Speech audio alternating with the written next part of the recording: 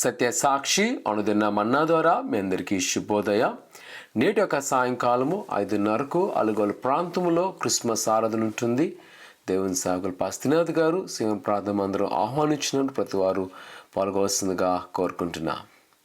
నేటి యొక్క బలమైన మాట యోబు గ్రంథము 36వ అధ్యాయము 16వ వచనం.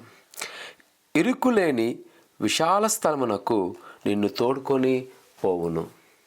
ప్రియకుమార కుమార్తె ఈ ఉదయకాల సమయంలో ఓ భరోస్కరమైన మాట. యోబు గారి యొక్క జీవితము ఈ యొక్క లేఖన భాగ ప్రకారం చూస్తే ఆయన చాలా శ్రమ కొలుములో ఉన్నాడు. చెప్పుకోలేక వ్యాధి, కుటుంబాన్ని కోల్పోయి ఆస్తి సమస్తము కోల్పోయిన పరిస్థితి. అలాంటి సమయంలో దేవుడు మాట్లాడుతున్నాడు, ఇరుకులేని విశాల స్థలములకు తోడుకొని పోవును.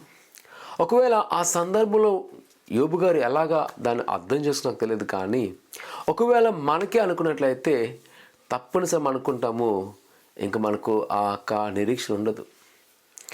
ఈ వాగ్దానం ఉన్నప్పటికీ మనకున్న పరిస్థితి బట్టి అనుకుంటాము ఇది జరగదేమో అని. కనపరి సంగమా, నేను ఖచ్చితంగా చెప్పగలను, ఈరోజు నేను చూడగలుగుతున్నాను. పరలోకటం పరిచయ ప్రకారం చూస్తే ఒకనొక సమయంలో ఇరుకైన స్థితిలో ఉండేవారము.